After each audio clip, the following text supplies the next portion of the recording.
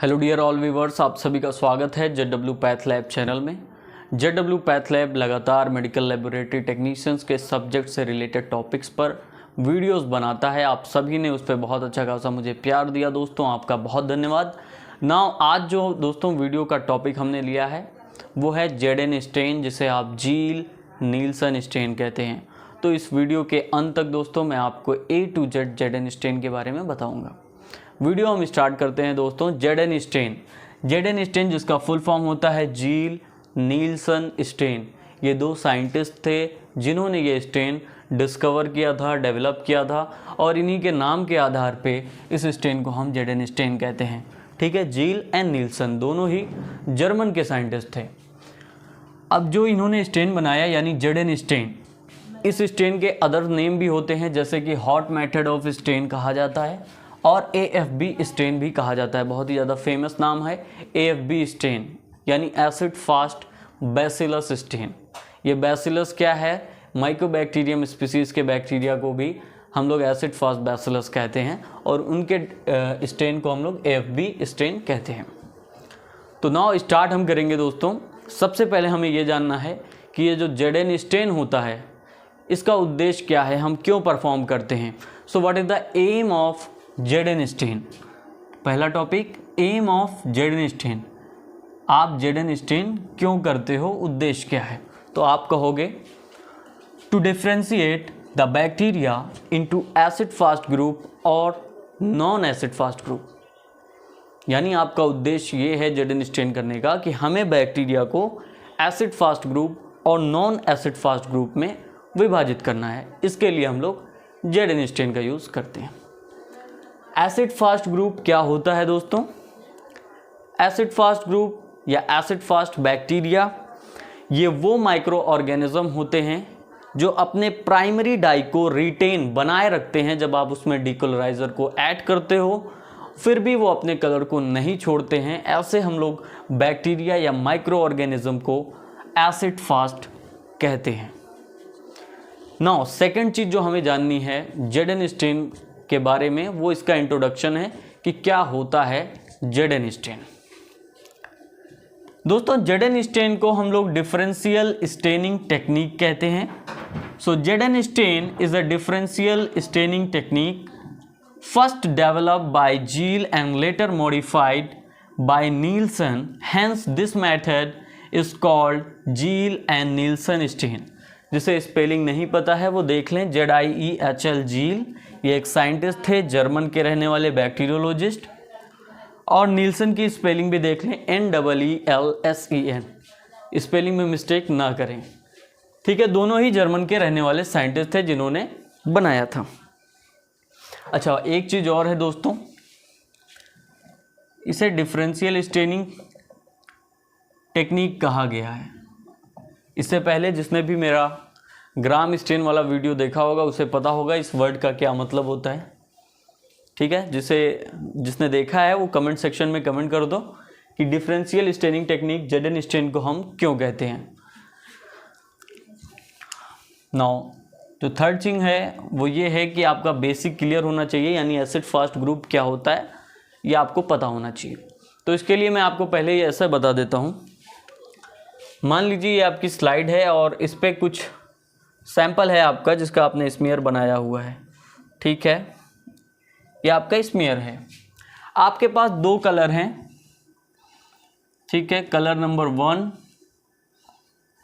और एक है आपके पास कलर नंबर 2 जो इसे इस फिल्म के अंदर माइक्रो ऑर्गेनिज्म को कलर करेगा। और आपके पास एक है डीकलराइजर। डीकलराइजर क्या होता है दोस्तों, ये वो सॉल्यूशन होता है जो कलर को रिमूव करता है, उसी को हम लोग डीकलराइजर कहते हैं। तो जब दोस्तों हम लोग इस स्मीयर में कलर नंबर 1 डालते हैं, मान लो ये कलर नंबर 1 रेड कलर था और ये कलर नंबर 2 ग्रीन था। तो जब हम स्मीयर में अपने स्लाइड पे कलर नंबर 1 यानी कि रेड को ऐड करेंगे तो क्या होगा दोस्तों, ये स्मीयर के अंदर जो भी पार्ट हैं सब के सब क्या हो जाएंगे, रेड कलर के हो जाएंगे ना, हो जाएंगे। अब इस रेड कलर के सारे कंपोनेंट हो गए स्मीयर। हमने ऐड कर दिया डी कलराइज़र, यानी कलर को हटाने वाला सॉल्यूशन हमने यूज़ किया। बेसिकली समझ लो आप H2SO4 यूज़ कर लिया एज अ डी कलराइज़र। तो ये डी कलराइज़र क्या करेगा, आप सभी रेड कलर को हटा देगा, रिमूव करेगा। रिमूव करने के बाद यहाँ फिर कलरलेस ये स्मीयर हो जाएगा। फिर हम कलर नंबर 2 जब ऐड करेंगे तो इसका कलर क्या हो जाएगा, ग्रीन कलर हो जाएगा। तो ये तो प्रिंसिपल होता है। लेकिन अब एसिड फास्ट बैक्टीरिया क्या होते हैं, आप यहाँ समझो कि जब आप कलर नंबर 1 ऐड करते हो, यानी रेड कलर आपका स्मीयर हो जाता है, और फिर आप उसमें डी कलराइज़र ऐड करते हो ताकि रेड कलर को आप निकाल सको। लेकिन यहाँ पे होता क्या है, जो भी माइकोबैक्टीरियम स्पीसीज होते हैं उनके पास एक प्रॉपर्टी होती है, that property is name as mycolic acid. जो लिपिड कंटेंट है, हाई वैरायटी ऑफ लिपिड होते हैं, दैट इज़ वाई उन्हें हम लोग एसिड फास्ट कहते हैं। तो माइकोबैक्टीरियम स्पीसीज क्या करते हैं, इस रेड कलर को एक बार अगर उन्होंने ले लिया है, ठीक है, रेड कलर में हो गए हैं, तो आप डी कलराइज़र ऐड करोगे तो सभी चीज़ें तो आप कलरलेस कर दोगे, मगर जो भी माइकोबैक्टीरियम स्पीसीज है या एसिड फास्ट माइक्रो ऑर्गेनिज्म है वो रेड कलर को नहीं छोड़ेंगे, वो अपने रेड कलर को बनाए रहेंगे। और फिर आप जब ग्रीन कलर को ऐड करोगे तो अदर कंपोनेंट यानी बैकग्राउंड आपका ग्रीन कलर हो जाता है, ठीक है। तो इस तरह से आप समझ लो ना। इसे हम कैसे डिफाइन करेंगे, what is acid fast bacteria. Acid fast bacteria means bacteria which protect the primary dye to be washed off from the action of acid, alcohol और decolorizer। यानी एसिड फास्ट बैक्टीरिया वो बैक्टीरिया हैं जो अपने primary dye यानी colour number 1 को to be washed off from the action of alcohol, alcohol से यानी डीकलराइजर से प्रोटेक्ट करते हैं। ऐसे बैक्टीरिया को हम एसिड फास्ट कहते हैं। तो दोस्तों इस सेंटेंस पे गौर करना, मैंने क्या कहा है आप बैक स्किप भी कर सकते हो कि एसिड फास्ट बैक्टीरिया क्या होते हैं। इसके एग्जांपल भी आपको लास्ट में मिलेंगे कुछ। नाउ डियर व्यूअर्स, अब हम जानेंगे हिस्ट्री के बारे में जेडेन स्टेन से रिलेटेड। तो इतिहास क्या है जेडेन स्टेन का अब हम जानते हैं। तो फर्स्टली जब हम इतिहास की बात करेंगे तो हमें स्टार्टिंग पॉइंट से जानना होगा। तो ये बात थी 1882 की, यानी सन 1882 ईस्वी की। Robert Koch published his finding that causative agent for TB is mycobacterium tuberculosis. यानी 1882 ईस्वी में रॉबर्ट कोच आते हैं और बताते हैं कि जो टीबी हो रहा है लोगों में, जिसे वाइट प्लेग कहा गया यूरोप में, उस टाइम जो एंथ्रैक्स के बाद सबसे ज़्यादा पॉपुलर डेथ के मामले आए वो वाइट प्लेग यानी टीबी से प्रभावित लोगों के आ रहे थे। तो ऐसे में सभी साइंटिस्ट की नज़र टीबी पे ही थी, ट्यूबरक्लोसिस पे थी। तो 1882 ईस्वी में रॉबर्ट कोच अपनी एक रिसर्च में शो करते हैं, पब्लिश करते हैं कि जो टीबी होता है यानी ट्यूबरक्लोसिस की बीमारी होती है, उसका जो काउजेटिव एजेंट है उसका नाम है माइकोबैक्टीरियम ट्यूबरक्लोसिस। अब ये इन्हें कैसे पता चला, बेसिकली उस टाइम में इन्होंने एक बहुत ही साधारण सा माइक्रोस्कोप इन्वेंट किया था और इन्होंने एक स्टेन के ज़रिए जो है माइकोबैक्टीरियम ट्यूबरक्लोसिस को देखा था और उसमें उन्होंने यूज़ किया था एनिलीन डाई को, ठीक है, एनिलीन डाई का यूज़ किया था।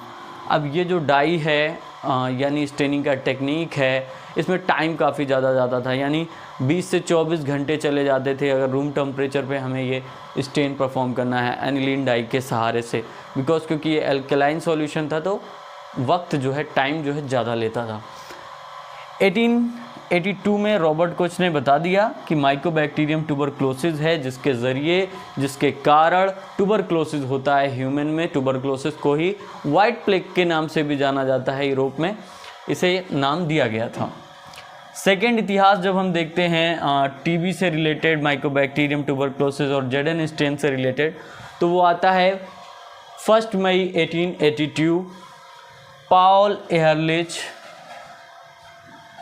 Ehrlich published an improvement on Koch method।